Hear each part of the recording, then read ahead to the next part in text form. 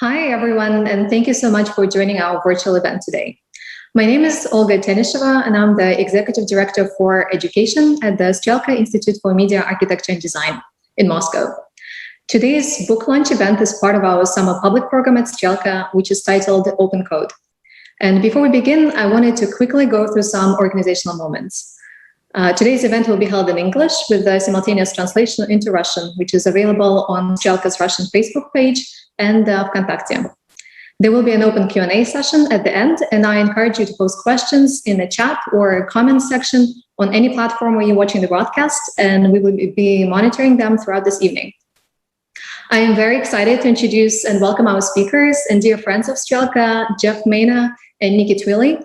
Geoff is the author of the New York Times bestselling book, A Burglar's Guide to the City, as well as the architecture and technology website, Building Blog. He regularly writes for the New York Times Magazine, The Atlantic, The New Yorker, Wired, and many other publications. Nikki is the co-host of the award-winning podcast, Gastropod, which looks at food through the lens of science and history, and is a frequent contributor to The New Yorker.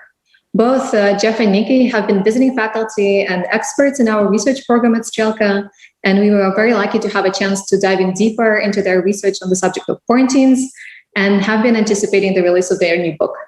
So today, they'll not only continue to talk about the spatial politics of quarantine, but also look at some of the more recent implications of COVID-19 from ethics to architecture, and also talk about the future of quarantine on the Earth and beyond. We'll start this evening off with their presentation, and we'll then transition to a conversation with Benjamin Bratton, a design theorist and author who is also program director of the terraforming at Strelka, and we'll then continue with a Q&A session. So thank you once again, everyone, for joining us tonight. And now over to you, Geoff and Nikki.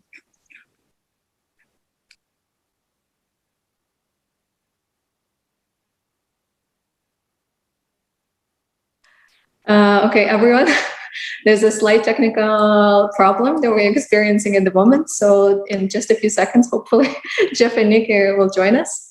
But yes, it was bound to happen at some point with so many virtual events that are being hosted everywhere. So just give us a couple of moments and Geoff and Nikki will be back with us.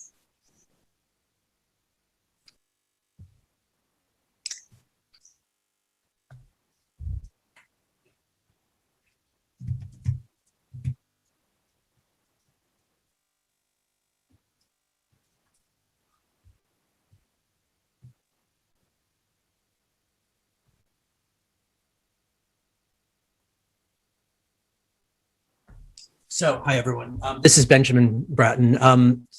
Thanks very much for joining us at the for this launch event today for this really extraordinary book, Until Proven Safe. Given that Geoff and Nikki seem to be having a little bit of a technical difficulties, I thought that as my role as respondent, perhaps I can shift to a kind of preemptive role in that regard.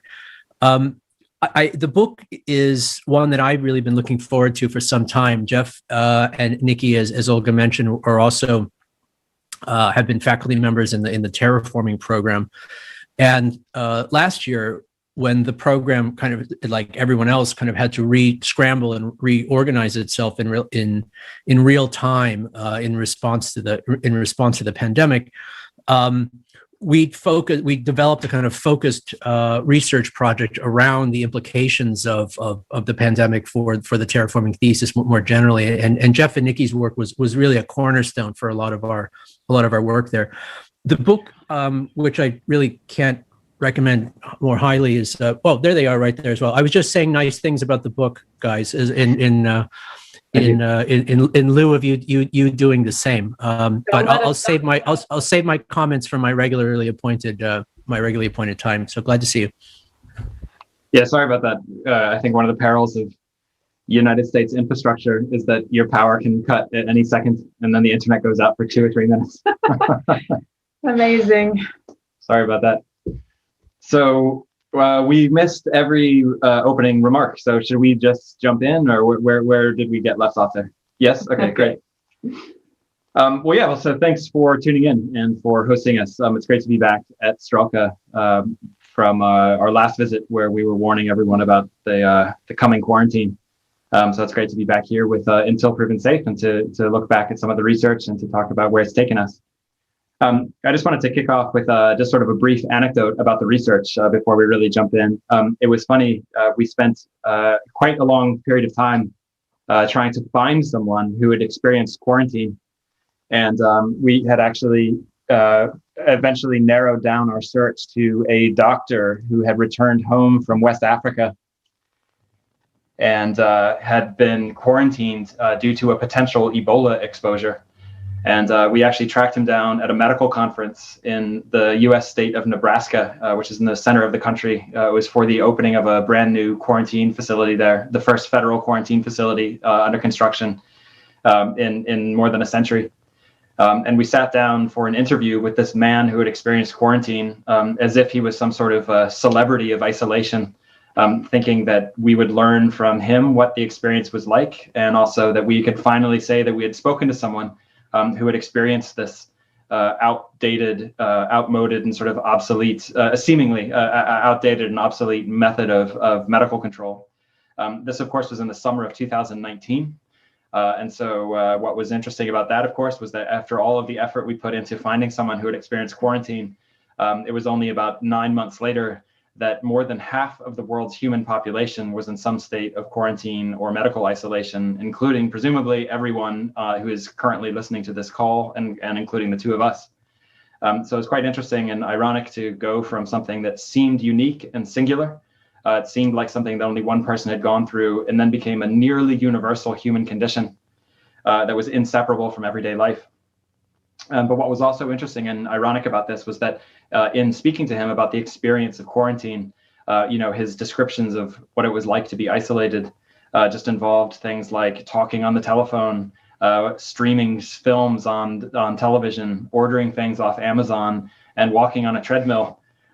These were things that were once again indistinguishable from everyday life, and had this the sort of the revelation, I suppose you could say, that the experience of quarantine, certainly not the topic of quarantine as we'll show today, but the experience of quarantine can be very boring. And so that is unfortunately true. Quarantine is boring. I should caveat that by saying it's not at all boring to think about or to read about or even to write about, but it's very boring to live through. So the initial sort of response to a pandemic is often fear, and that's a very heightened emotion. There's fear of isolation, there's fear of death, obviously, there's the fear of the unknown. Then that really rapidly sort of transitions into this much more kind of minor key medley of emotions. You get stress, you get anxiety, you get sadness and loneliness, and overwhelmingly you get boredom. And so there were amazing statistics at the start of COVID-19, adults spending half their waking hours watching Netflix, alcohol sales going up by 27% in the first 3 months of the pandemic. People were really just seeking any distraction. What's interesting is that we knew from our research that has always been the case.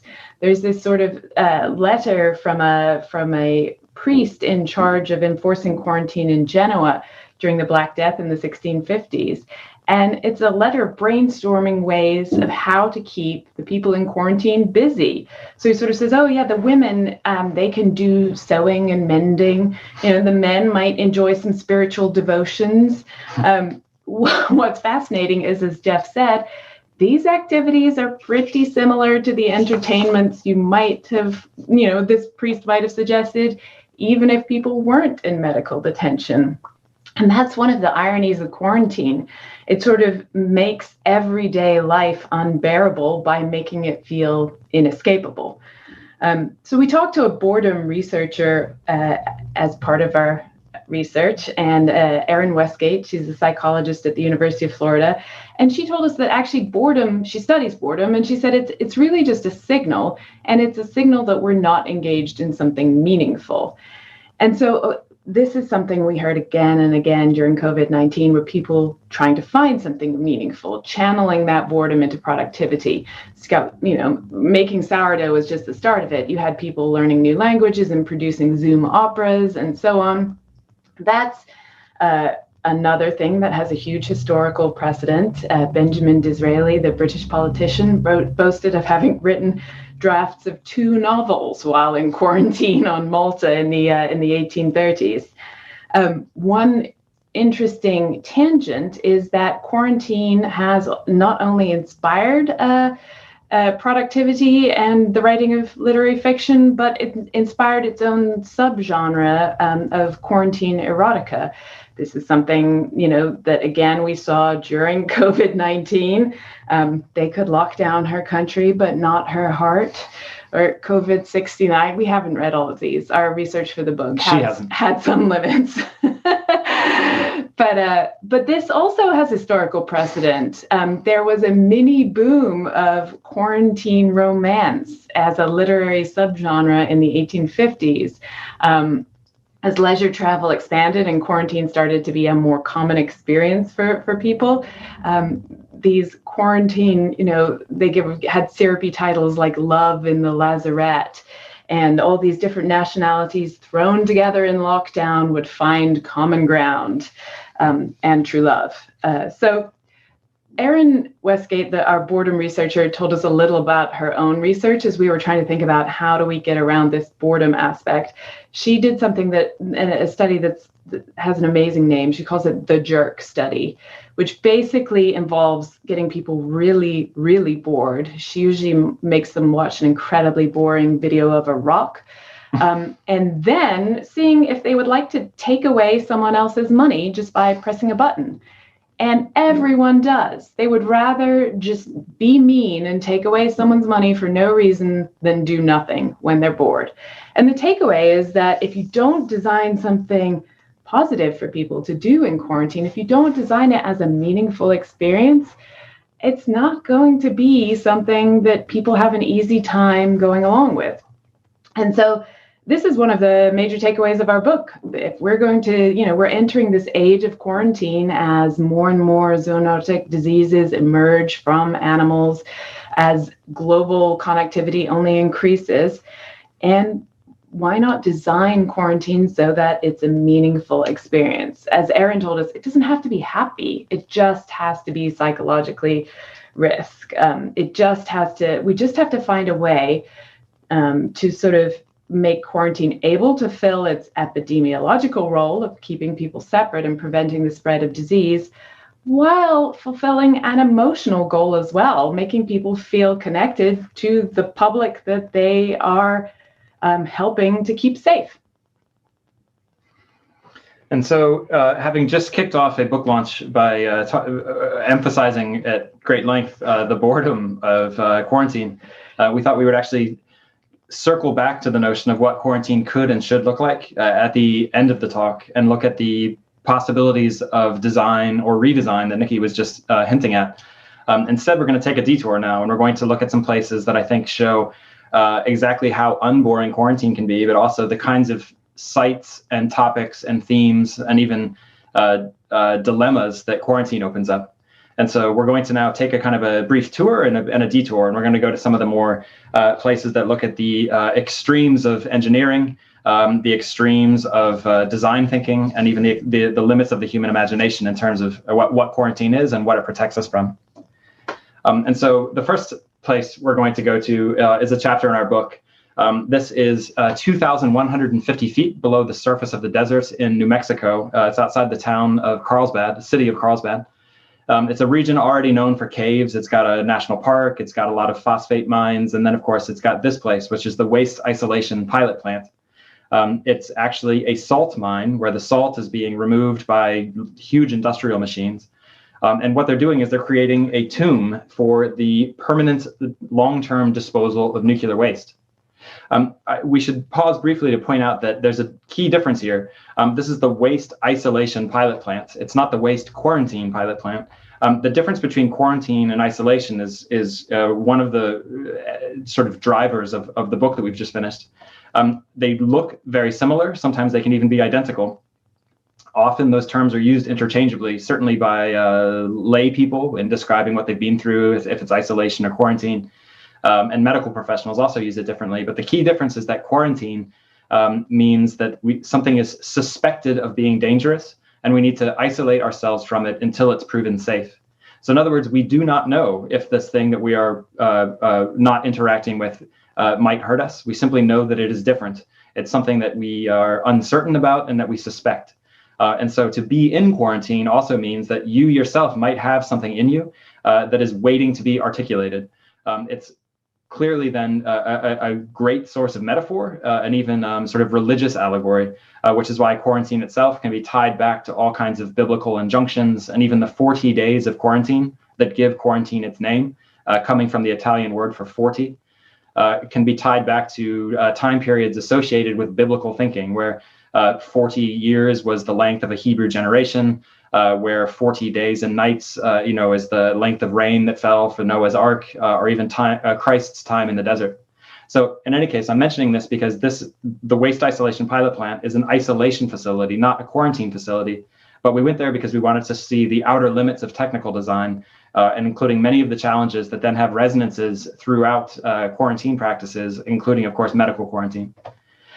So what's happening at WIPP, the Waste Isolation Pilot Plant, is that nuclear contaminated objects, things like gloves and gowns and even office furniture and other objects, laboratory equipment that were used in the US defense industry to build nuclear bombs, is being shipped to New Mexico and then buried underground. Salt was chosen specifically for at least two reasons. Salt is a barrier against radiation, so it's already a natural shield against radioactive escape, but it also acts like a slow liquid. So you can see in these images, this only does shows it a little bit, but there is a bulge in the salt as it flows back in to fill the void that you carve into it. So that's deliberate. This is being held back by rock bolts and netting that you can see in this image. But the entire point actually is that within only 10, 20, 30 years, the ceilings and the walls will crush back in and seal the nuclear waste in place in perpetuity. So in any case, you start getting into unbelievably interesting design challenges. One of them is that this is a federal mandate, that this has to be separated from the biosphere for at least 100,000 years. That was a constantly negotiated and increased limit that federal environmental regulators eventually settled on. But that raises huge challenges, one of which is that, of course, there probably won't be a United States government in 100,000 years' time. There may not even be human beings in 100,000 years' time, or certainly not modern human beings that we're used to. In which case, who are we protecting this from? And then how do we convince those people or those things that this is a real threat? So there's many different things that we can talk about here, including the design of physical barriers of the things that have been constructed at WIPP to try to help prevent this place from being, dug up again or broken into. But those physical barriers are actually substantially less interesting than the symbolic barriers, the barriers of significance and of narrative and of explanation that go into trying to protect this place. And so inevitably, I think actually there's kind of a cult following of this kind of research online. But one of the key things that we talk about in the chapter is a committee that was put together in the 1980s by the U.S. Department of Energy that brought anthropologists, linguists, experts in radiation sickness, and people together to discuss how do we warn future generations about what is inside WIPP. So this communication problem is really key to the notion of quarantine and certainly isolation. Which is that you have to be able to communicate something as a risk, and people have to believe you that it is in fact something that threatens them. We saw this again and again in our research throughout quarantine. During the Black Death, throughout the Adriatic, in cities like Venice and Dubrovnik, when a home was marked as being under quarantine and marked as being dangerous, that the people who lived there were potentially infected, or that you should not enter because there was a risk of infection. Other people took that as a targeting system. One of my interests is burglary, and burglars actually would target those homes specifically, precisely because maybe they were immune, they had the Black Death and recovered from it, and so they would then go off in a kind of and break into the very places that were marked as dangerous. And so WIPP has a similar problem. Well, people deliberately target WIPP to try to dig it up because of the fact that it's been marked as something like a threat, almost like a warning outside the Egyptian pyramid saying, "Do not enter these chambers." So in any case, these kinds of warnings one might immediately recognize the difficulty of trying to build something that will communicate over tens, if not hundreds of thousands of years. But nevertheless, some of the responses to the design brief in the 1980s almost seem frivolous, at least in retrospect. Some of the designs that I'll just mention briefly are quite extraordinary for just how ill-considered they seem to be. One that I was quite a fan of for its for being ludicrous was to genetically modify a species of domestic house cat so that its skin turns fluorescent and in the presence of radiation. So the idea will be that tens of thousands of years from now, people in the region of New Mexico where WIP is buried will start noticing that their cats are turning fluorescent. And somehow they're meant to deduce from this that they're being exposed to radiation and that there must be a radiation leak nearby. And so they'll go somewhere where their cats no longer glow. Another one, which was quite extraordinary, was to use Edvard Munch, the Norwegian modernist painter. He has a famous painting called The Scream. It has since become a favorite of refrigerator magnets. It's even mockingly referred to in the poster for Home Alone, the Macaulay Culkin burglary comedy.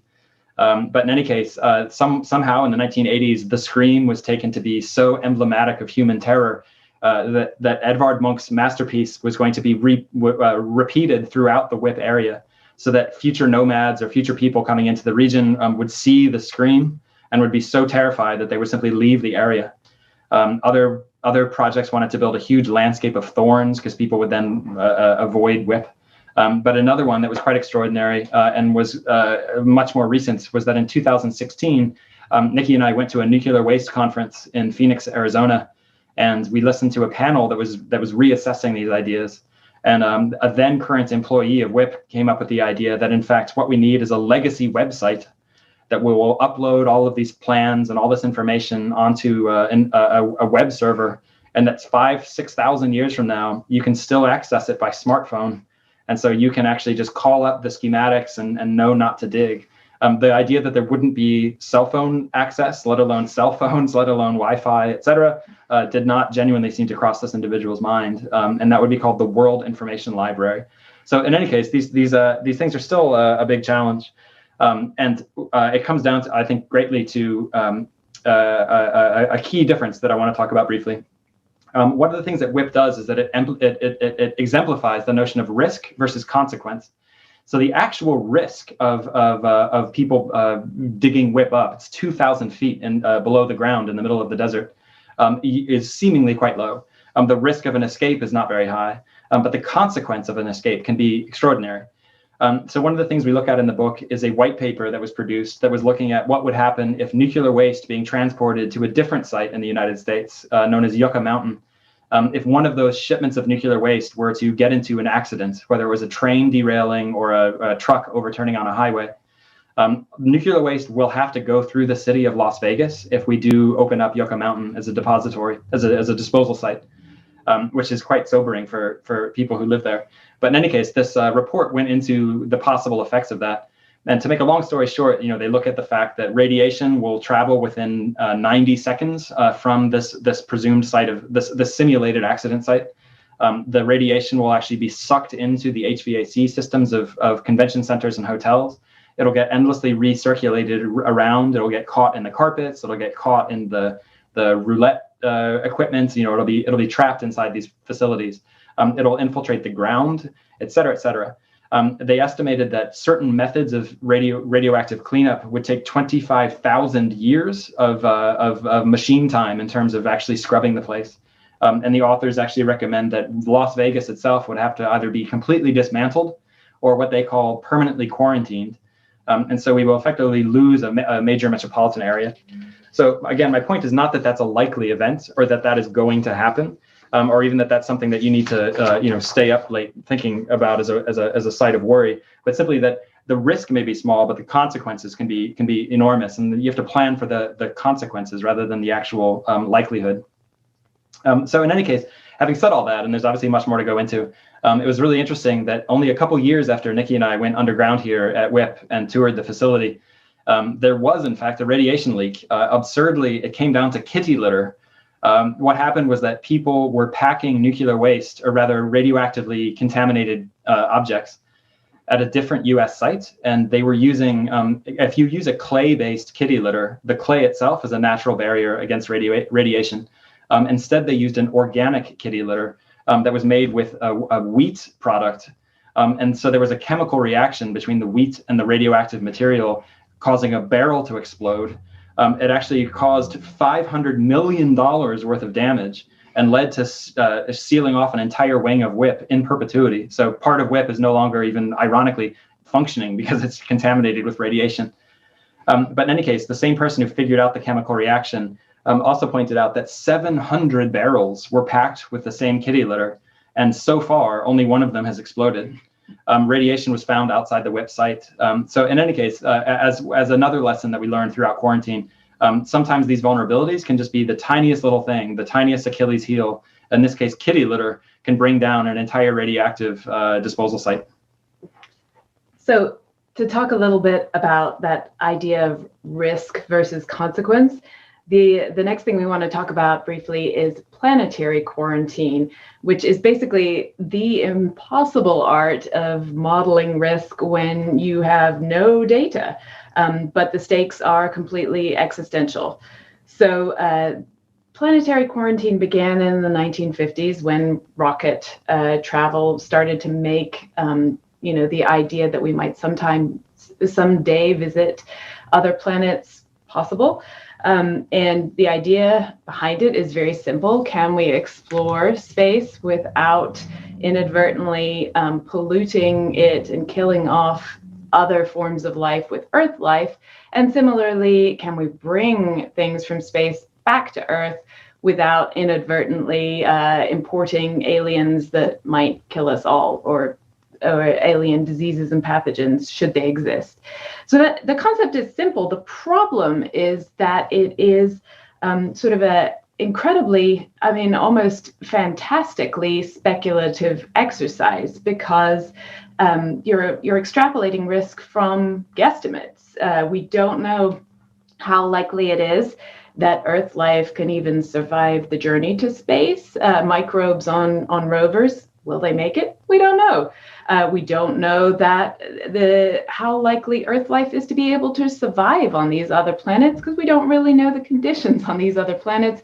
We don't know if there's life there that might be threatening to Earth life, and we don't know whether that alien life would in fact thrive on Earth. It's sort of this exponential kind of fractal series of unknowns about which we don't have enough data, but around which we have to design a very technical space exploration program. And so it's fascinating on a lot of levels how that has been sort of, that morass of uncertainty has been translated into, SOPs and engineering briefs and all the sort of very technical things that NASA has to do to send a rover. This is Mars Perseverance, and me in front of it in a bunny suit, to send something like that to Mars without accidentally bringing Earth life with it. And as this picture shows, this is a very current design problem. Perseverance landed on Mars in February. What it has on it, in addition to all the instrumentations, is a series of little tubes that are intended to be filled with samples of Martian rock and Martian regolith. And the idea is that those will eventually, within ideally a decade, be brought back to Earth. So this is a hot topic in astrobiology right now. How to return these samples to Earth. It's got incredible echoes of COVID, because there are some astrobiologists who are like, listen, let's just bring the stuff back. All of these precautions are a total waste of time. And then you have other scientists who are like, we don't know how to bring this stuff back safely. If you're so sure you could bring back Martian samples without any risk, why don't you do a practice run with tubes full of anthrax and see how that goes? That's what one of the scientists challenged NASA to do. And NASA was appropriately horrified and is not doing that. But it's, it's a sort of, it's this echoes of COVID where, you can debate endlessly about the risk because it's a series of unknowns. It also is just a bureaucratic minefield. Again, something we saw with COVID, like who's in charge, who's setting the regulations, especially in the US where there's federal, state, local authorities. For Mars sample return, this is something that will encompass both the European Space Agency and NASA. So there are a lot of different regulatory authorities there. The current planetary protection officer at NASA, who's sort of in charge of pulling this all together, was saying, we don't know who approves the return of this to Earth, who designs the protocol for opening it, for testing it. How do we know? How do we agree on a way of saying it's safe? What are the tests we need to do? How does this material get distributed? What happens if something goes wrong and the site is, polluted? Do we have a plan for that? No, we don't. Do we even know who should be responsible for making that plan? Also no. There is some precedent in terms of Apollo, which is an interesting example. The Mars folks are trying to learn from this now because the return of moon rocks was a scramble, frankly. NASA didn't really think it needed to do anything to quarantine them. They thought the surface of the moon was definitely lifeless. The CDC said, well, you can't prove it's without risk. It's this idea of risk and consequence and the unknowns. And therefore, we won't allow the astronauts or any moon rocks back into the US if you don't design a rigorous quarantine plan. And so NASA did. You've all seen the image of the astronauts in the Airstream trailer. They designed an entire quarantine logistics chain to get the rocks and the astronauts to Houston, and an entire lunar receiving lab, a quarantine facility there in which they would be housed. Astonishingly, there are a couple details I just really love here. There was an official notice in the Federal Register of the United States proclaiming a state of quarantine lasting for the 3 weeks that the astronauts were supposed to be in the receiving lab to prevent contamination of Earth by extraterrestrial life. So there has been an alien quarantine in official US history. The other thing that wasn't widely known at the time is that if anything contagious, an alien contagion had been found, the plan was actually just to bury everyone alive in the studio under a mountain of dirt and concrete. And technicians had signed, releases saying that their next of kin wouldn't try to claim the bodies. So that was the plan. In reality, I hate to say it again, but the astronauts actually found quarantine really boring. Michael Collins boasted of having read Of Mice and Men, the Steinbeck novella, which is very tiny, but clearly amused him. They watched TV, they played ping pong. What was interesting is how the lunar rocks themselves were proven safe. These off-world materials were sort of ground up and used to challenge Earth substances. And so the way that was done was, researchers kind of fed moon dust to cockroaches and houseflies. They injected it into the shells of oysters. They put it in the water that some shrimp were swimming in. They grew some cantaloupes and some corn in it. Shock, I hate to, spoiler alert, but in fact, there were no replicating agents or infectious diseases in the lunar dust. Apparently all the oysters died. The shrimp got very aggressive and the plants grew better than expected, which led the researchers to think that maybe lunar soil would be a great fertilizer. But yeah. So we actually got to see the moon rocks. I'll just give a couple quick details just in the interest of time. The room you're looking at here is in Houston, and you actually can see the moon rocks if you look closely at this image, and we'll zoom in a second. But this is kind of an archive of other worlds. It's one of the things that's interesting about quarantine is that it takes place at in points of encounter between one world and the next, whether that's a trading world or an economic sphere or a cultural world or an epidemiological world, or in this case, an astronomical world. It's where two things come together and where they collide or intersect, and that's where quarantine occurs. So in any case, this has a very interesting curatorial challenge. How do you keep a piece that is literally not of the Earth in a safe and accessible manner on the Earth? And what are the challenges associated with that? One of the things that's quite interesting about the moon rocks, and that was pointed out to us by the curator of moon rocks, which is a fascinating job there in Houston, was that there's kind of an interesting epistemological challenge.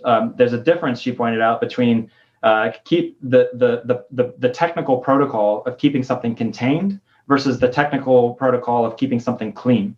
And in fact, those are diametrically opposite events. If you're trying to contain something, for example, you'll use negative air pressure, which will, if there's anything on that moon rock, like a microbe from off the world, you'll keep it contained with the rock by using air that is constantly blowing towards the rock. On the other hand, if you're trying to study the rock and keep it clean and not let it be contaminated by earthly substances, then you want to use positive air pressure. And so there's a really interesting trade-off in the technical systems that you design that might preclude certain uses, whether or not something can be studied at all, or whether or not it's accessible to researchers. And so keeping something pristine can be different from keeping something contained. And there's just an interesting kind of almost Heisenbergian sort of uncertainty principle there that was quite fascinating about these materials. However, I just want to give one more quick detail. In order to test the facility, a meteorite that landed in northern Mexico in the 1960s was actually brought to Houston. And that meteorite was used as a kind of test run. So they brought it into the facility, they tested the air handling systems, they tested the containment architecture, and then that meteorite, in order to make sure it all worked. But then that meteorite, which was then deemed safe, obviously, was actually cut into slices. And a piece of that meteorite is now in a stained glass window in a Presbyterian church on a freeway that leads to the Houston lunar NASA complex, or the Houston NASA complex. And so it's also known as the Church of the Astronauts. And so it just seems like a really fitting and sort of a beautiful way to tie off this idea that, that window is a kind of a site that leads from our world to worlds beyond, in this case, angelic realms or realms of religious belief, but that can be tied back to this idea of bringing something from other worlds back to Earth along with us. So to go from the sublime to the much more practical, we said we'd return to this idea of what quarantine might look like in the future as we enter a post-COVID future, hopefully, how we should rethink quarantine for the future. And I'm going to start with something very practical, which is the idea of sort of tapping the quarantine potential in the existing landscape. This is something that's actually fascinating because it's an opportunity to take advantage, particularly in America, of the mind-numbing sameness of the corporate landscape, where every Marriott looks like every other Hilton, looks like every other, big box store looks like every other stadium or conference center. And that sameness actually offers an opportunity. In the book, we talk to the former chief of the Army Corps of Engineers about and during COVID, he actually was sort of tasked with developing this sort of very simple 7-step template to turn any of these kind of spaces into a working isolation unit in which someone could quarantine. Just very pragmatic, simple hacks, such as tweaking the air conditioning system so that it creates a negative pressure bubble, can transform these everyday spaces into spaces of quarantine. And even something he was starting to think about in terms of home kits, those plastic zipper doors you use in construction to stop dust spreading and so on. The home improvement store is the sort of resource for implementing quarantine spaces in your home. And these ideas seem sort of straightforward, but actually the head of the American Public Health Association told us they're extremely important, and building that secondary use for potential quarantine into the country's built environment from the ground up would make it so much easier and so much less expensive and more effective to just switch into quarantine mode when we need to and flip back after. And so one of the interesting things about this is that the future of quarantine, as you can see, will be architectural and technical.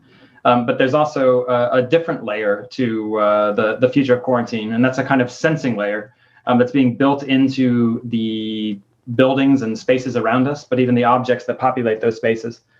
And so tracking devices such as what we see here, this is the BioButton. It's a wearable device that can indicate aspects of bodily health, heart rate, oxygenation of the blood, et cetera. but also can physically track where you are. What's interesting is that all of this stuff is actually coming into its own now in a whole new, what Benjamin might call the sensing layer of the stack, but this is all happening through consumer objects and appliances that are being purchased and brought into our homes. And so one of the things we look at in the book is the fact that Amazon, for example, and I'll just show this patent now, I guess. Amazon has a patent that actually can identify whether or not someone using one of their Alexa home speakers is suffering from ill health, like coughing, maybe having the sniffles, as you can see in this diagram, but also maybe they're depressed. So also mental health issues can be picked up by some of these objects, and then they will recommend things like cough drops or streaming a new movie that you haven't seen before. But so in any case, these examples are actually coming into both through consumer objects, but also through the assisted living industry. We look at the work of a journalist named Emily Anthus, for example, who points out that a lot of the assisted living facilities for the elderly now are being filled with incredibly high-tech equipment. So Doppler radar, in order to see if someone is having walking issues or if they've fallen over, sensors in the floor that can pick up the vibration again of a stumbling or a limping or a collapse. Even cameras behind mirrors that can see if your skin tone has changed dramatically or if your pulse is at a different rhythm, because after all, you might have had a stroke or you might be at risk of heart attack. So in any case, these sensors are now existing everywhere and can be united up into a system where perhaps outside of government intervention, there'll be a total automated technical quarantine that's possible.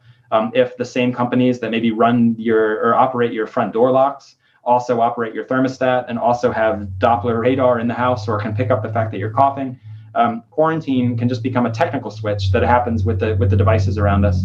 However, just very briefly, I just want to make the point, and this speaks as well to many of the things raised in Benjamin's book, but the act of gathering this data in and of itself is not something that is politically problematic. It's two things at least. One is, what is the data being gathered and is it useful? And is it useful from a public health perspective or an epidemiological perspective? Can you stop an outbreak with the data that's being gathered about us? Or is this data, and this is the second question, being gathered for totally different reasons by actors who have no interest in public health? And so you see again and again how this kind of data is being gathered by people who don't necessarily want you to get better. So Clorox, for example, takes out ads in regions that are shown to have high infection rates or people Googling illness. They maybe don't want you to they want to sell more bleach products. Amazon as well. Maybe if you're staying at home in this kind of state of boredom that Nikki has described, just simply watching Amazon TV, it's not necessarily in their interest, and they will be gathering different kinds of information. So in any case, I just think it's an important point to point out that the data leads to different outcomes, and it comes back to who is gathering it and what they're going to do with it.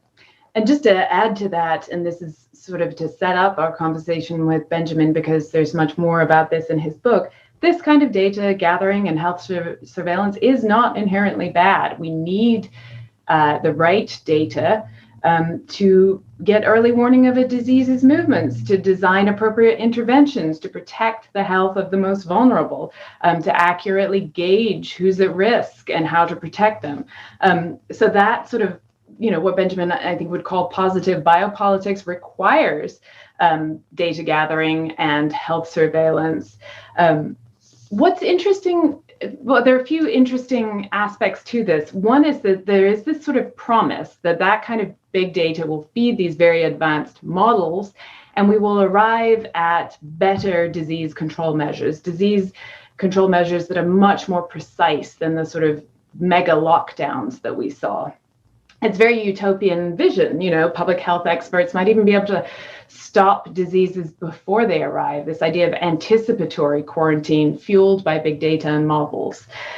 And we can have our cake and eat it too. There won't be the harms to the global economy or people's lives. Very seductive vision, but there are challenges that we talk about in the book. And very briefly, I think, the most obvious is that giving up this kind of data requires trust that has not necessarily been built, particularly in the United States. And that discussion needs to happen now to be able to design a better quarantine for our next pandemic. If social benefits are the aim of health surveillance, then make that surveillance a social effort. Involve people. Don't move fast and break things, but instead ask permission, not forgiveness. That may seem obvious, but that is not how it's being done right now. The second point is a little more challenging. Now, epidemiologists that we talk to again and again pointed out that the highest resolution data can't actually help them achieve the kind of precision that the sort of tech firms dream of. There's an amazing example in James Glick's book Chaos about weather forecasting, where he sort of gives an example. You could cover the surface of the Earth a foot apart with sensors, and you still can't predict whether it's going to rain in a month's time on a certain day in Princeton, New Jersey. So there's a certain level of sort of beyond which the models don't seem to be able to take us. And so that remains to be determined where that fuzziness lies and whether more data will in fact help us implement a more precise quarantine. And then the final point before we turn it over to Benjamin is during COVID-19, one of the things that was really interesting to us is the specificity did not seem to help. So we did have people using data and churning out advanced models. And as a result, we got phases and tiers and color-coded things and micro restrictions. You can meet with 6 people outside, but only 4 people inside. And they have to be of your household or not of your household, but in your bubble, etc. All these micro mobility restrictions that were designed to give people greater freedom while still reducing the spread of disease. In fact, what they produced was a lack of public cohesion, a lack of compliance, and precisely the opposite in many ways of what they were intended to do, because the logic wasn't visible to people, and so it made no sense, and thus was harder to live with. And I think that's a sort of interesting point in the larger scheme. These medieval kind of blanket quarantine restrictions seem medieval, but I don't think we figured out how to do the precise version of quarantine and at all effectively either. And there's so many of those points that resonate with things that Benjamin has written about that I think this is a good place to hand it over. Yeah, we can stop sharing the screen now as well, if you can do that on your end, or should we just do that? Thank you so much, Geoff and Nikki, for the wonderful presentation. There are just, I think, so many fascinating aspects to the subject, and I personally have many questions. But before we transition to a Q&A, I want to invite Benjamin Bratton to join us and share some of his thoughts on the book, which I know he already had a chance to read, and also on this presentation. And Benjamin, as I mentioned in my earlier introduction, is a design theorist and author based in California. He's also program director of the Terraforming Design Research Program at Strelka Institute and a professor at the University of California in San Diego, as well as visiting professor at SCI-Arc, European Graduate School, and NYU Shanghai. So excited to hear from you, Benjamin.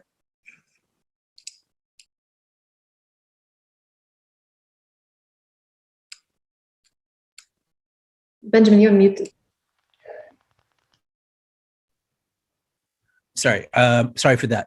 Thanks, Olga, for the introduction, and thanks, Geoff and Nikki, for the really excellent introduction to a really extraordinary book. I had the pleasure of reading over the past week. Was really looking forward to it because you'd given us some sort of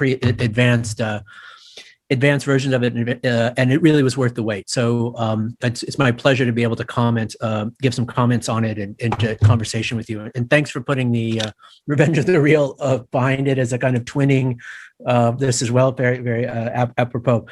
So I have, like Olga said, I have a lot of questions or points to come to. I'll try to keep it to, in our short period of time, I'll try to keep it like 3. And we'll try to kind of go from there.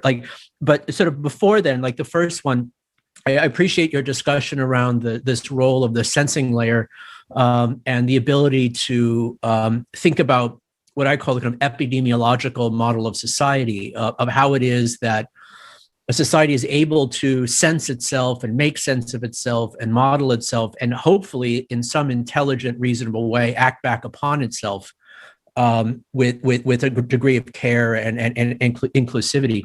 And one of the things I would sort of appreciate about that is that it's not so much that like more data, more better, or if we can somehow get the perfect model, then it'll all work out.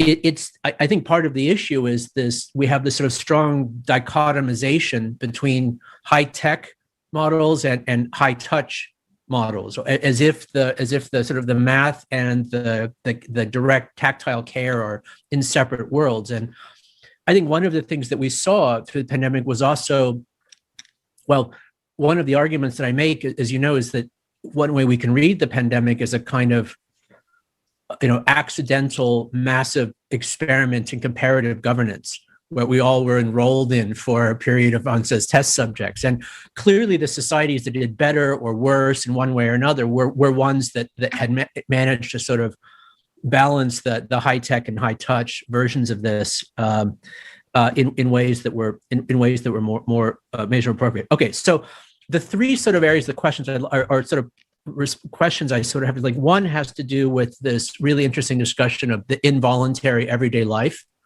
the sense that we kind of went to. Another one has to do with the OPP, Office of Planetary Protection, and the question of what constitutes contamination in this context. And then the third one really having to do a little bit with that kind of comparative sense of the different ways in which we all experienced the pandemic in different parts of the world, and the different ways in which centralized or decentralized. In other words, there's a cultural aspect of this that was behind what kinds of policies were even possible. But so the first one, I guess, in a certain way is like, this idea of the involuntary everyday life. I think we all kind of, we all can recognize this in one way or another, and the way in which almost the sort of the quarantine became a kind of ambiance, a kind of way of expression. And there was just a kind of a line in there, but it was really stuck with me in the book, where you talk about, I think it was the bubble boy, I'm not sure, but someone who had spent like all of their time like really living in this well, and the way in which they had learned to kind of orient themselves in the world was because they were living in this like literal capsule, that their sense of space, of big wide open spaces and the rest of it was completely different. Like the very idea of a big open space was very scary to them, but they had this very attuned sense of orientation to time as in response to this. And I don't know about anyone else, but my experience of this was a kind of cyclical time, Groundhog Day kind of experience of a little bit of this as well. But I wonder if you would comment a little bit more on that, but also in terms of the kinds of, I guess to say there was a kind of how do I put this? A kind of folk quarantine architecture interaction design that we all saw, which was very interesting, about how all the restaurants and stores and everything else kind of redesigned themselves in relationship to this principle of touch and touchlessness in ways that was really quite extraordinarily kind of intelligent in many cases. And anyway, I'd like to just sort of, with that as a kind of prompt, invite you to tell us a little bit more about that. Yeah, I mean, I'll just jump in on the temporal thing, because I thought that was fascinating too, that this boy who had grown up in an isolation bubble had no sense of space and oriented himself through time. And I think initially when I was researching this for that section of the book, I was confused, because one of the sort of classic sort of conversations during quarantine is, what day of the week it is it Blur's day, time just kind of melted into what is it even anymore? Days seem to kind of disappear, months disappeared. And so I was like, well, this is interesting. But I think where I ended up on this, and this is a theory rather than a, highly thought through argument, is that in fact, and we started to see this during lockdown as people started to get into bird watching and nature, that we had lost, by having access to the world and all those distractions, we had lost perhaps the micro cues that would give us a sense of time in a limited amount of space. And people were reaching for those to give their life some temporality back. And so this boy who had never had the luxury of space had developed a much more acute sense of time. And quarantine really exposed the fact that we who have the luxury of movement had not developed that internal sense of time and that responsiveness to those micro cues. And we missed it, and people even tried to develop, and incorporate that into their lives. That's my micro theory. Yeah, and I think that just one of the things that was so fascinating about the irony of the feeling of being trapped in everyday life, I think, is that, if immediately prior to COVID you would ask somebody, what would they do if they took a day off work, or how would they spend a perfect Sunday? What are they longing to do? I think a lot of people, at least in the United States, would say, I would just take the day off. I'd just sit on the couch. I'd catch up on some TV shows and maybe read some of the books that I'm overdue on. But they would describe a very leisurely process of just sort of giving into nothing. But what's so interesting is that when you're required to do that, when that becomes something that you cannot escape from, and that's when things begin to get politically untenable. And so it's just so interesting that quarantine becomes this sort of unbearable process, but it's almost identical to how we lived anyway. Where a lot of the times we heard, it was about access to Amazon, or access to a treadmill, or access to television. Those are the three things that sort of define American recreational time these days. The rise of Peloton bikes at home, I think is something that was indicative of just sort of where quarantine went. But just very briefly too, I thought it was fascinating actually just to watch these kind of pop-up systems of wayfinding and directional control inside spaces, so that large big box stores suddenly became one-way routes that you had to follow, to go up certain aisles and then down other ones. You couldn't go back into the store down by certain routes. We had started attaching things to doors so that you could open them with your feet or with the crook of your elbow instead of your hand. These new kinds of interfaces and new types of directionality were introduced into the world, which signified quarantine, or at the very least signified social distancing. But that potential was always there. We took an open floor plan sort of area and turned it into a one-way labyrinth, and that kind of thing can happen again. Yeah, and also in many ways, how these sort of technologies of touchlessness, in a way, sort of reoriented our attention to touch and the touchfulness of these spaces in ways that maybe we had forgotten. So the other one, the chapter on the Office of Planetary Protection was totally fascinating to me. Geoff, I remember we had you invited Lynn Rothschild to an event that we organized a long time ago, astrobiologist, and I was reminded of her as well. The question I'd like to ask about this is a little bit this controversy over like what constitutes contamination in these contexts and what we would learn from it. And that is, on a certain level, contamination movements of movement of matter from one organism, like this is the quality of life itself. Like contamination isn't in a certain sense. I'm thinking of Lynn Margulis kind of things in this regard. And so there's I guess I suppose of the way I was thinking of this is in relationship to the historical quarantines that you guys talk about, where societies had figured out quarantine before we had figured out what viruses even are, or before what the microbial theory of infection really was. Like we had the solution before we really understood what the problem was in this case. And I wonder whether in a certain sense that's still the case. Like we have these relatively blunt or well-tuned filtration systems that help us regulate a kind of process of contamination in a neutral sense from one space or one body to another that we kind of understand, but not really. And so I wonder if you to question a little bit about how let's say sort of the technologies of quarantine are actually driving a deeper understanding of the phenomenon that they are intervening in, that gives us a sort of better view of maybe a sort of a more realistic view of the world itself. Yeah, that's a really good way of putting it. And the Office of Planetary Protection at NASA has sort of driven much of the most exciting research into what alien life might look like, and also what Earth life can be and do. So extremophiles, these organisms that live at depths that are unimaginable under huge pressures, living only off radioactive energy, for example, or in unbelievably salty, acidic, dry conditions that previously people who had thought were inhospitable to life have been shown to harbor life.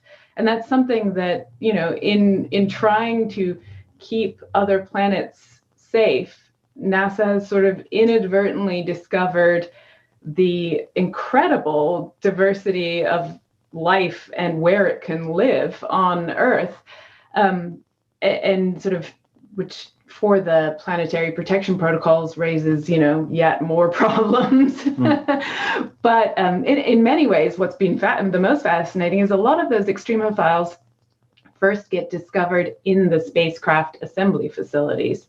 So by trying to create this perfectly sterile rover to send to Mars, we are inadvertently selecting for the hardiest microbes of all.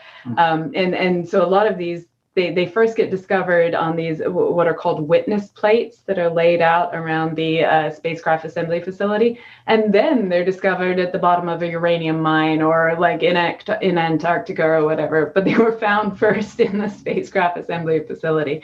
So we're discovering the extremes of life in our attempt to implement quarantine. And I think that's a really interesting outcome of it, this idea that, in learning about how to keep other planets safe, we are learning more about our own. I also would just say that quarantine, we discovered in both humans and at the planetary scale, is always leaky.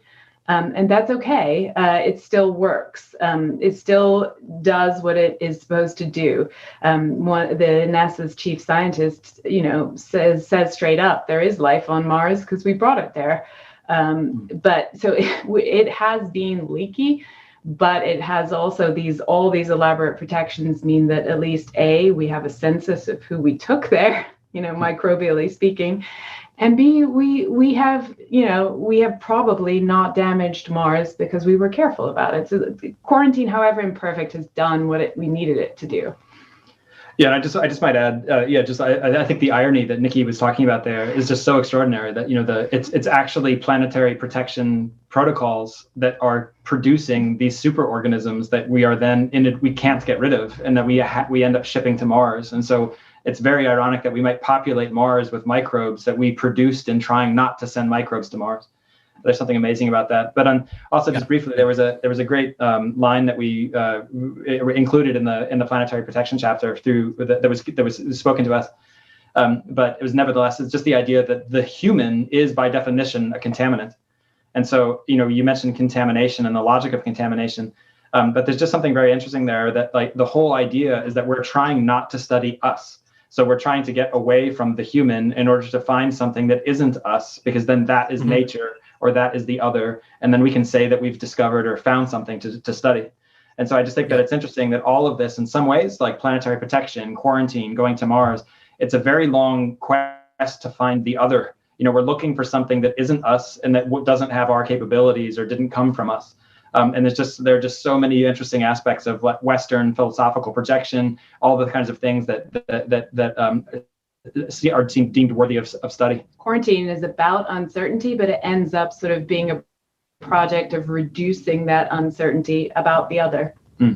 Yeah, I love this line, the human is the contaminant, as ways of thinking through this as well.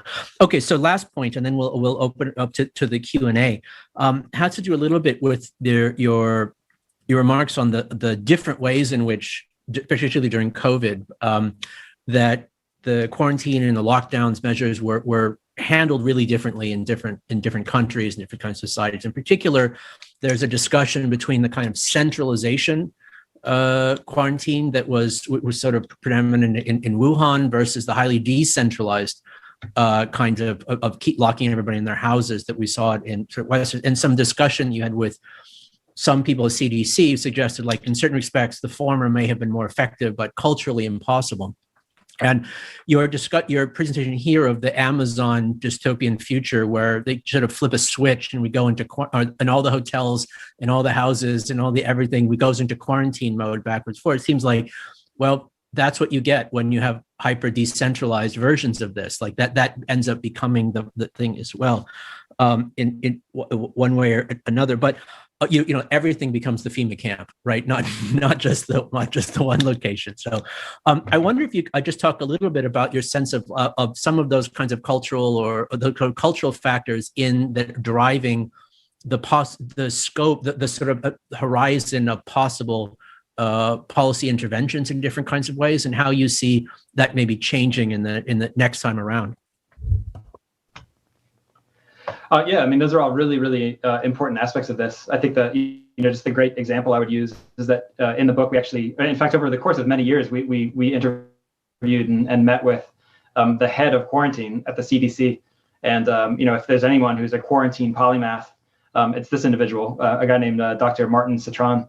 But so he has built, his entire life was around quarantine and refining quarantine powers and redesigning quarantine so that it's more equitable and more survivable financially, and it has a kind of moral underpinning in terms of a federal requirement. But in any case, he just pointed out something very interesting, which was that they devised this official federal CDC quarantine plan, and then were not able to implement it in the United States. So their own plan was seen as politically and culturally impossible in an American context. But other nations, South Korea as an example, that absorbed or used much of that quarantine plan, were able to do very well with it. So something was technically possible, but politically impossible. And that was something that I think came out of our conversations with the head of quarantine. And just very briefly too, I would just mention, it's been really interesting, I think, to me over the last 9-10 months to just even look at, for us, who are, or I'll speak for myself, I guess, but on the left-leaning side of the political spectrum, the idea of corporate quarantine, of Amazon flipping a switch, or Google deciding we should go into quarantine, sounds very dystopian and ominous. And the idea that we're giving up all this power to corporations, et cetera. But it's just really fascinating to talk to people who think the exact opposite, which is that, Amazon is doing it. That means it'll be well designed, it'll be seamless, it'll be efficient. They've really thought about the customer experience. That they can get behind an Amazon or a Google quarantine, or a Steve Jobs, an Apple quarantine. But the idea that Joe Biden, has come up with a quarantine plan, or Kamala Harris, I think for them would be so terrifying, and that's the thing to resist. So in any case, I realize that's an extraordinarily obvious point to make, but nevertheless, it's interesting to me that we're going to get stuck with the corporate version of quarantine out of a sort of unheld assumptions about who should have power. And in the United States, we seem to be leaning away from the state being the one who makes these decisions for us. I have just two tiny things to add. One is a fascinating sort of hack that was suggested to us by Aaron Westgate, again, the boredom researcher, to sort of get around this American inability to conceive of restrictions on their own individual mobility. And the hack she suggested was make it a choice.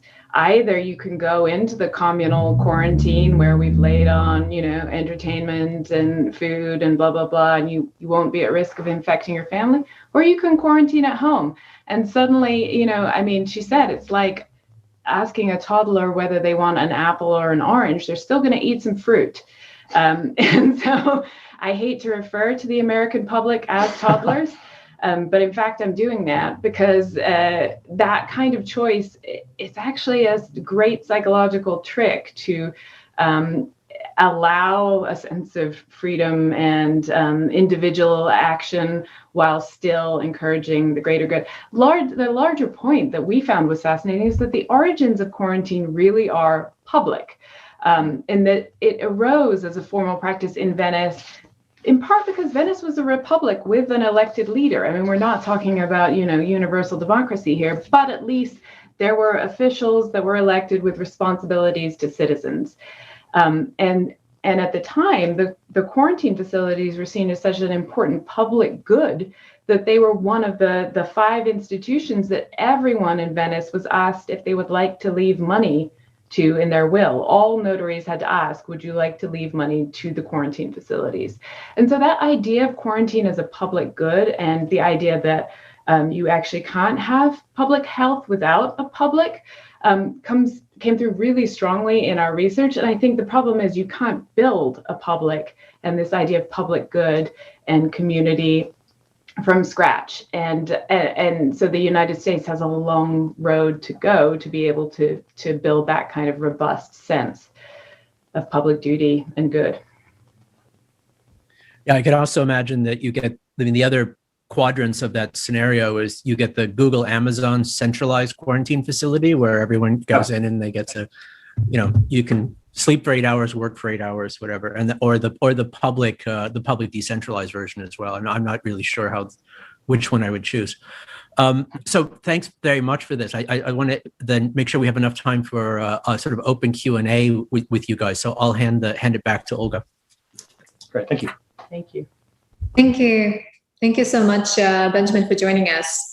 And now we have a chance to address some of the questions. So I also encourage everybody who's watching the broadcast across the platforms to type in your questions in the chat or comment section.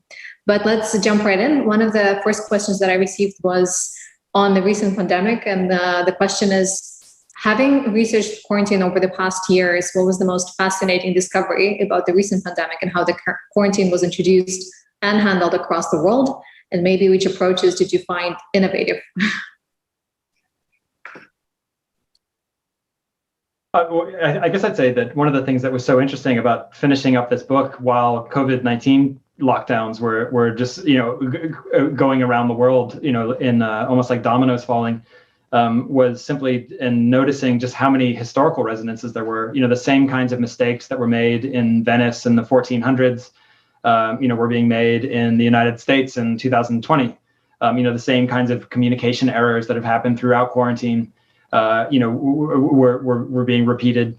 And it was just very, very interesting. You know, Benjamin earlier mentioned the idea of Groundhog Day, but it was almost like a kind of trans-historical Groundhog Day, because the same issues were coming up with quarantine. The idea of not complying with quarantine orders, or, you know, resistance to things like public health mandates, all the things that were tied up in the idea of the sovereign individual who doesn't want to wear a mask or is not going to get a vaccine. You just see similar arguments about ways that people will try to resist the notion of this invisible threat throughout the history of quarantine. So I think that was definitely one thing, you know, just those kinds of resonances. It was just as if like, well, you know, we all practically could have written the script and it would have turned out the same way. I would say one of the most, I don't know about fascinating, but sort of kind of emotionally wrenching moments was when we caught up with Marty Citron, the CDC director of global quarantine that Geoff mentioned earlier, sort of midway, late fall during the pandemic, and his, I mean, just extraordinary sadness at how badly the U.S. had handled this, and he had spent years studying what makes quarantine work and what doesn't. He had done detailed historical analysis of which cities did better, for example, during the 1918 and 19 flu, to see what kind of measures when, you know, how they were communicated and how they were enforced. Really thought through how to do this on every level. And he said to us, I didn't anticipate the politics. He did not anticipate the United States having Trump as a leader. And the CDC not being able to execute its plan at all. And he just sort of couldn't forgive himself for not having seen that aspect coming. And I thought that was just incredibly sad and moving. This man had spent his life sort of preparing and trying to make quarantine better. When it actually finally happens and we finally have sort of a global pandemic and mass lockdowns, he hasn't anticipated the one thing that will make it impossible is our political situation. Thank you. Thank you. Let me jump in and read out maybe one of our YouTube questions. And the question is, do you see quarantine as our most effective option to deal with the spread of diseases? Or can you imagine another organization of population to take over someday? I guess that's from a personal perspective as researchers. Well, I mean, the funny thing with quarantine is that, I mean, although, and we discussed this in the book, it has the appearance of something that is medieval or overkill or a very blunt force tool to use. You know, it's precisely not a precision, you know, a tool to use for these kinds of things. Nevertheless, you know, it is very useful for certain types of disease. So I think that one of the things that, and we discussed this when we were in Moscow back in August 2019, is that the kinds of diseases that are emerging now are coming from crossover events, zoonotic events, where an animal disease jumps into cross species and infects humans. But it's happening because of disturbed landscapes, because of mining, because of forest clearance, it's because of factory farms, because of conditions that are extremely quote unquote unnatural, but lead to explosions of disease variants and of disease evolution. And then in moments of possible contact where those diseases jump into humans, when you combine that with the fact that those humans can then hop on an airplane, get on a train, get on a cruise ship, you're dealing with conditions that are incredibly accelerated, very dense, and can lead to diseases where we don't even know what the disease is yet, let alone how it's transmitted. You'll recall, I'm sure, in the early days of COVID, there was no sense of what exactly this thing was. Is it transmitted through aerosol or through droplet? Is it transmitted through touch or through objects? Should we wear masks or not wear masks? All of these kinds of conversations, we didn't know what it was. And so it was a perfect disease for quarantine, because quarantine was the way to build a buffer, or just to buy some time and space before COVID would continue spreading to the next city or the next country. So in any case, that's a long-winded answer, but I'd say that quarantine is definitely a very vital tool in disease control in the future. It won't be for every disease, but there are going to be further diseases that are going to have the same kinds of effects, and quarantine will be used to contain them. I'll just add that at the end of the book, we talk to a researcher at DARPA, the Defense Advanced Research Projects Agency, and they are in fact working on a project. It's called Project Prometheus. Am I right? Mm-hmm. That is attempting to sort of develop this incredibly rapid. It's got several strands, this research, but one of it is sort of incredibly rapid testing. And of course, quarantine depends on uncertainty. If you know someone is sick or not, then you don't need to quarantine. You simply need to isolate or not. And so it's attempting to sort of narrow the window of uncertainty. But even he told us we are never going to close that window. We can narrow that window down, but we can't close it altogether. And he saw no chance that quarantine would become obsolete. I mean, in evolutionary terms, microbes have the edge on us. They're reproducing and mutating faster than we are, and this is our response. Yeah, I think just very briefly, I'd add too that one of the bits of research that Nikki found and brought into the book was actually the discovery that quarantine isn't even necessarily only a human activity. I can let you speak to it, but quarantine also can be found in the animal kingdom. Right. I mean, there are other creatures that are social like us and rely on interaction, but then run the risks of disease transmission through that interaction. And there are other species that build architecture, and those species have actually been building architecture and managing their complex societies for longer than we have. And they rely on quarantine. This is sort of an emerging field of study that I sort of fell down a rabbit hole into, termites and ants' nests and so on. But it's interesting to see this appears to be a cross-species sort of universal tactic. Thank you. Thanks. And there are a couple of connected questions actually on the subject of data collection and kind of surveillance. One of it is, how can we ensure proper data distribution from companies to the government and public health institutions? And I guess I'll just read out the next question, which is connected in a way. How might we retard bulk collection of health data from being co-opted by surveillance capitalists, i.e. from yielding data for the right reasons and then suffer it being used later for the wrong ones? Or continuation of that is, or almost inevitably, suffering generalizations from specific epidemiological interventions to more general forms of policing? That's a great question. I kind of want to hear what Benjamin has to say. Are we allowed to do that? I think so. Hold on. Yeah, it's it depends is really the kind of the question. I think the history of this within the pandemic was also kind of strange in that you also had these examples where like where Google and Apple had made this tracking, had made a tracking app that was relatively anonymized. And then when the European countries were looking to use it as one of the tools for implementation, they had requested that it become less anonymous and that they'd be able to sort of track on a somewhat more granular level. And it was, oddly enough, it was Google and Apple that pushed back against the European states on behalf of the user privacy. I think it's a really important question, and one that is not just about quarantine, but really has to go to the question of the role of the production of data in general, and how it is that societies, again, are able to sense and make sense and model themselves and act back upon themselves.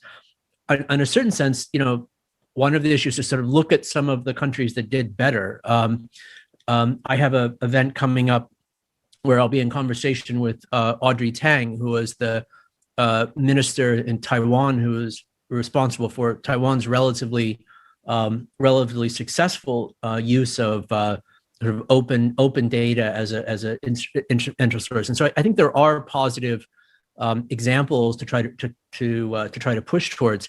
I think in the big picture, the issue is what kind of data are we producing in general, and the production of data that is useful for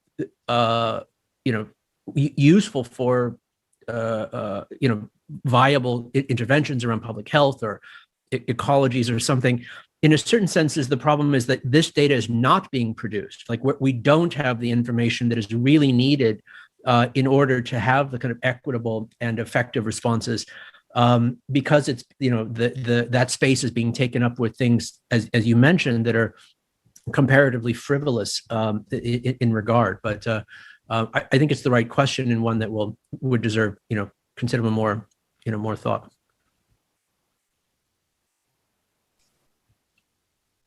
Sorry, I think that's a great answer to that question, and the questions themselves, I think, are both very important, but also unanswered at the moment. I think we're still trying to figure out a way to balance corporate access to data, what that data is, as Benjamin was just mentioning, and then exactly what privacy's role is when it comes to things like the epidemiological commons.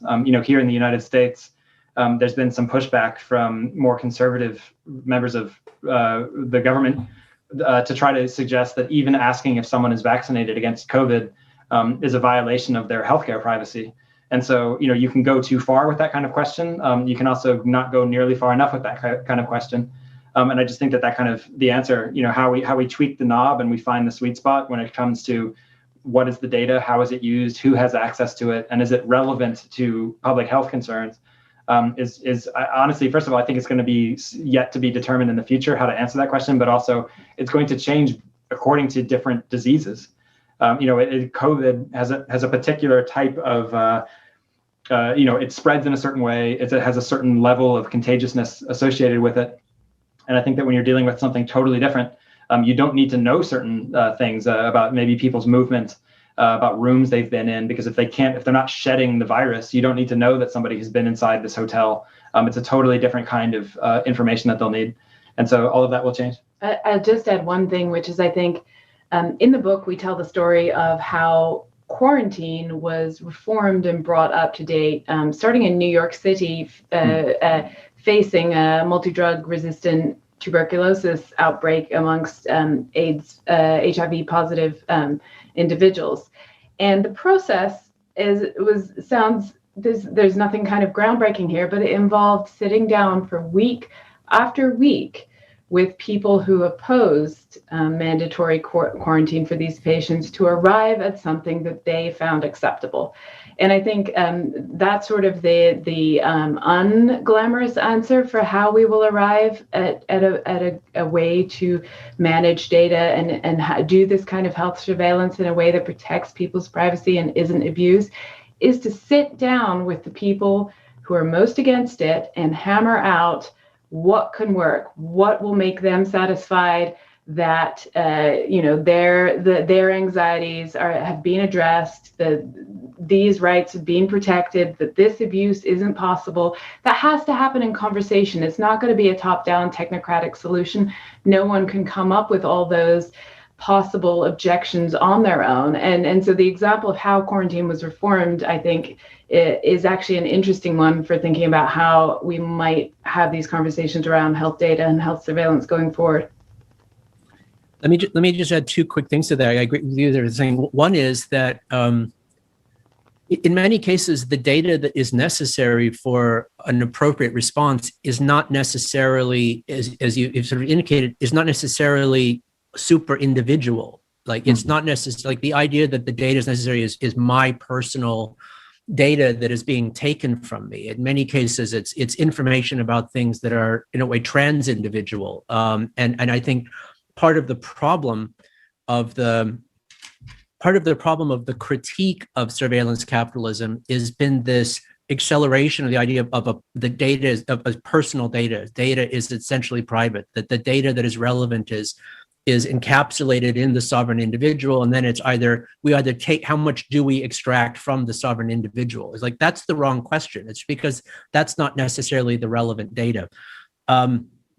The other part of it, though, that I'm honestly maybe a bit more worried about, and I agree with you, Nikki, about the kind of like making sure that people's concerns are recognized and understood, is that in many cases, people's understanding of how the systems work and how the systems actually work are from different universes. And I think if you remember to the early in the pandemic where there was a lot of concern about the role of 5G cell towers and technologies as a potential factor in all of this, is that you have a situation where there ends up becoming a kind of imagined version of the policy of the situation, and then inevitably policy bends towards the accommodation of the imagined version of the system, which means that the actual version of the system is not interrogated, is not critiqued, is not made part of public discussion, because there's discussion about, is the 5G causing this? Is Google reading my mind? Is this going to put me in a FEMA camp later on? And that ends up being, taking up a lot of the oxygen around this as well. And I don't really know what the solution to that is, obviously. Thank you. I think I'm going to jump to the next question probably. And this one is from Luis from Portugal. Very insightful talk. Thank you very much, Geoff and Nicola. Do you think any of the social physical changes from this quarantine will affect how urban spaces are redesigned? I mean, yeah, that's actually a great question, because even as we speak, it's been interesting to watch our own neighborhood here in Los Angeles revert extremely quickly to pre-pandemic design patterns. And so there was this moment where it seemed like this stuff was going to last, and that it might, and I mean this in a positive way. We, the city of Los Angeles, instituted different types of pedestrian crosswalks so that, you didn't have to touch anything. You could just show up at a light, wait about 60 seconds, and inevitably the lights would change and you could cross the road. There were changes to on-street dining and sidewalk dining, et cetera. But it's just been interesting to walk around and see that stuff is just disappearing. We're going back to this way the city was, where it can take 5 minutes to get the light before you can cross it safely as a pedestrian. We're noticing that restaurants are now obviously moving back indoors, but then the streets are just going back to parking. There was a utopian vision where I think a lot of people thought this stuff would stick around, and we'd have a more European United States. In fact, actually, literally, I think it was just this morning, although it might have been yesterday, there was an article that was looking at people living in the East Village in New York City, which is already a very pedestrian friendly, very bohemian kind of place, but complaining now because their complaint was that this is not Paris. We shouldn't have on-street dining or restaurant seating on the sidewalks. We need to go back to something that, the New York that they knew.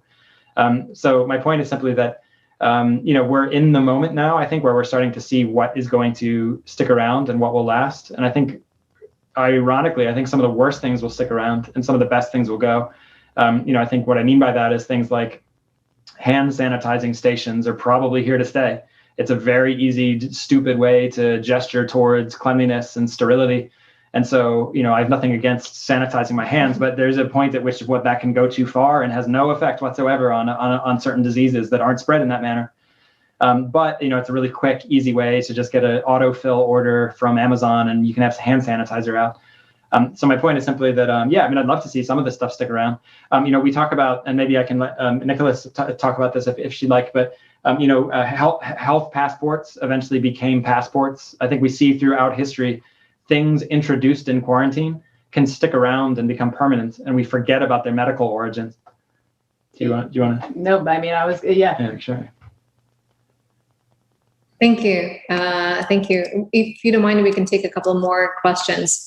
And I think one of them was on picking up on the earlier thread from this conversation, which were you presented cases on kind of the designing a language to communicate danger or warnings in a certain way. So the question is, do you think it's possible to develop a universal language or symbol that could clearly communicate a message of warning that could last as long as human, or maybe not only human, future history?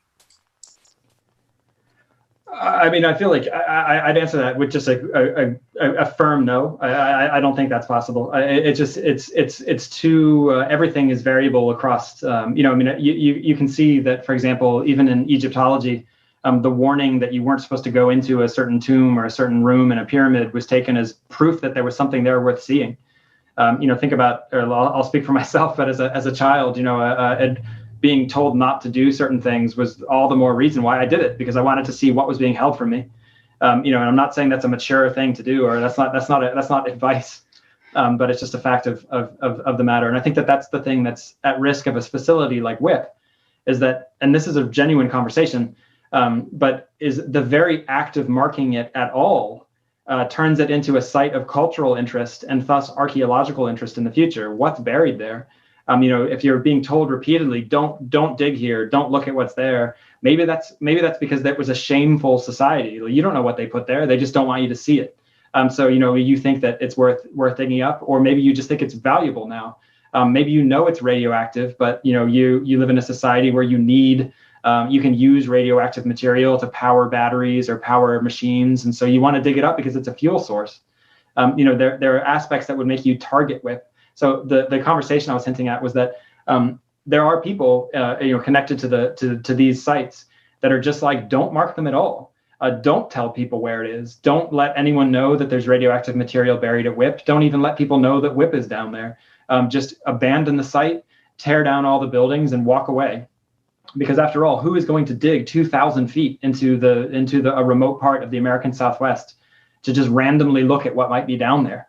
And so, I think that those kinds of questions might be that the one universal marking sign that does work is no sign at all. Thank you. And the next question is to both of you as writers. So you were generous with sharing some references. And the question is, what is some of the best fiction that talks about quarantine that you've encountered over the years of research? So I guess I would say there are a couple that I would say. One that we reread for the chapter looking at quarantine of plants and animals, agricultural quarantine, The Death of Grass. I had read it in school. It's by John Christopher, and it sort of plays out the scenario where there's a pathogen that kills all grasses, so wheat and rice, all the grasses we depend on to survive. Actually, kind of a fascinating book. So that held up from my school days. Yeah, I think some of the classics. It felt like at one point every single person on Twitter was reading *The Plague* by Albert Camus when COVID first hit. But it is an interesting novel, and it is an interesting way to look at a city under quarantine or under medical isolation and the kinds of things that happen emotionally and psychologically and culturally. There's a recent novel called *The Dreamers*. I can't remember the name. It's a woman writer. Karen something. Yeah, Karen something, and I think her last name begins with a W. But in any case, it's about a literal sleeping sickness at a Southern California university, where people are put into quarantine for potential exposure to just falling asleep for very long periods of time, and then their brains go into it's a science fiction adjacent novel, but it's a nice sort of capturing of what it means to encounter a disease that is unexplainable and has no cure or no known cure. Similarly, Station 11. Oh, sure. Yeah, that's a good one too. Yeah. Station 11 is less about quarantine, but it's a really great book about a disease spreading. That's by Emily St. John Mandel, and that's another really good book, I think, in terms of looking at the consequences of a global pandemic and the complete destruction of civil society. I think I speak alone for myself alone here, not Nikki, when I say this, but there was a horror movie that came out in 2008 called Quarantine, and Nikki hates horror. Which is funny because I love it. But in any case, it's actually a surprisingly good movie. Actually, like it's not didn't win any Oscars, but it's about an apartment complex in Los Angeles that is quarantined because of the outbreak of. Actually, I won't reveal what it is because that's part of the plot. But a disease that causes violent outbursts and seeming acts of cannibalism in the people who contract it. But anyway, so yeah, there's a. Sorry, go ahead. There's an original Spanish version of that film that's even better. Yep. Yeah, Rec. And in fact, I think there's up to like Rec 4 now, which is kind of amazing. But then also, quarantine is throughout history too. I mean, so we mentioned The Mask of the Red Death, which is a classic Edgar Allan Poe short story, where people trying to get away from a disease inadvertently lock themselves in with it. But we also found quarantine allegories kind of throughout mythology. An example I talk about often actually is Alexander's Gates, which is a myth or a folk tale, depending on how you want to look at it. But it posits that Alexander the Great went on his great conquering missions into Central Asia, constructed huge iron gates in the Caucasus Mountains to keep the monstrous other of the East, of the Asiatic East, on the other side of these gates in a kind of quarantine or isolation barrier that allowed Western Europe to reach its, to form an identity of its own. There's just something so interesting politically and racially and even just temperamentally about what that folk tale is doing. Even outside of its own narrative. And so things like that, if you really look for it, you start seeing quarantine and isolation popping up in stories, myths, religious allegories, and cinema. Fascinating. Thank you so much for the recommendations. I think we have this last question that we can also maybe wrap up with. And it's probably kind of a more philosophical one. If we try to define our whole human history and the history of planet Earth through the history of quarantine, would we be thinking of quarantine differently? Yeah, I mean, that's a very, very large question. It would be, I guess what I would say there is that it comes down, that reminds me of the question of trying to define when the Anthropocene began. And what I mean by that is that if the Anthropocene is defined as a moment in the Earth's history that exists because of by being marked by human intervention or human synthetic production, that we live in a human world now. The question would be, when did that start? Did that start with the invention of industrial chemicals? Did it start with the explosion of nuclear bombs? Did it start tens of thousands of years ago when we started hunting creatures to extinction and clearing forests with fire and introducing early gardening and agriculture, et cetera? So my point there is simply, how would we define the beginnings of quarantine? Do non-sentient elements quarantine themselves from one another? Is that quarantine when you have ore bodies, bodies of tin or gold or radioactive elements forming beneath the Earth's surface? Is that mineral quarantine? How would we define that? Nikki already pointed out that animals and insects and arthropods quarantine themselves. So could we say then that quarantine existed in the seas millions of years ago, tens and billions, in different eras of the Earth's history? So I guess I'm answering with a question, but it would come down to how we define quarantine, and then also whether or not that can apply to things outside of the human experience. But I do think philosophically there's a lot to be gained by looking at history as a sort of series of drawing the line between what we consider safe and what we consider unknown, and that we're uncertain about.